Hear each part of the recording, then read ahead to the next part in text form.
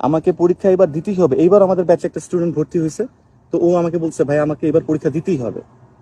আমি ওকে এইটাই বলছি যে এই জিনিসটা নিয়ে মাথায় নিয়ে যে আমাকে এবার পরীক্ষা ভালো করতেই হবে, আমাকে এই সেশনে যাইতেই হবে, এই যে জিনিসটা থাকে না, এইটা মাথায় নিয়ে যখন আমরা পরীক্ষার হলে যাই, আমাদের যে প্রথম অবস্ট্রাকল যে জায়গাটা টাইম লিমিটেশনে যে নার্ভাসনেসটা ক্রিয়েট হয়, সেটা আরো 3 গুণ বেড়ে যায়। সেটা আরো 3 গুণ বেড়ে যায়। পরীক্ষার হাত কাঁপে।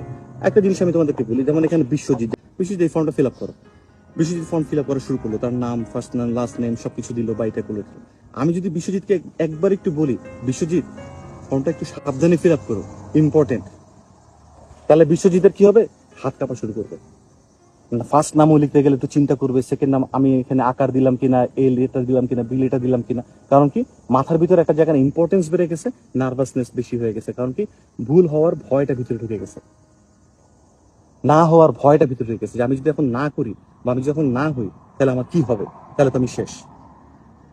এই যে জিনিসটা আছে না, এইটা যদি একবার মাথার ভিতরে ঢুকে যায়, তাহলে যতটুকু পারফরমেন্সটা আমার দেওয়ার কথা ছিল, যতটুকু পারফরমেন্সটা আমি মেক শিওর করতে পারতাম বা এনশিওর করতে পারতাম, সেটা থেকে আমার কোয়ালিটি, প্রোডাক্টিভিটি সবকিছু আরো ডাউন হবে, সেটা আরো পড়ে যাবে নিচে, অনেক নিচে পড়ে যাবে। সো আমি তোমাদেরকে একটা জিনিসই বলি ভাইয়া আপুরা, এই বিশ্ব ম্যাপ থেকে ক্যানাডা কোথাও ভাইগে যাবে না, বিশ্ব ম্যাপ থেকে জার্মানি কোথাও ভাইগে যাবে না।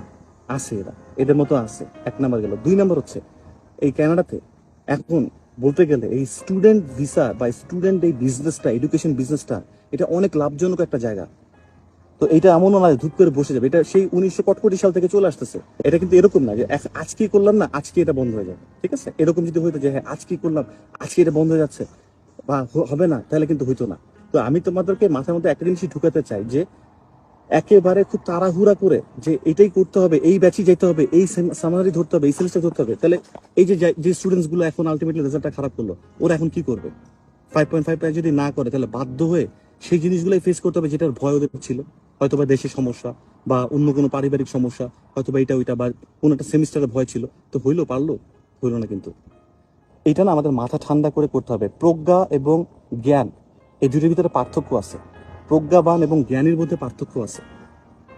এই জন্যই আমি তোমাদের কিন্তু শুধুমাত্র আইএলসি করাই না, তোমাদেরকে কিছু বই পড়তে বলি।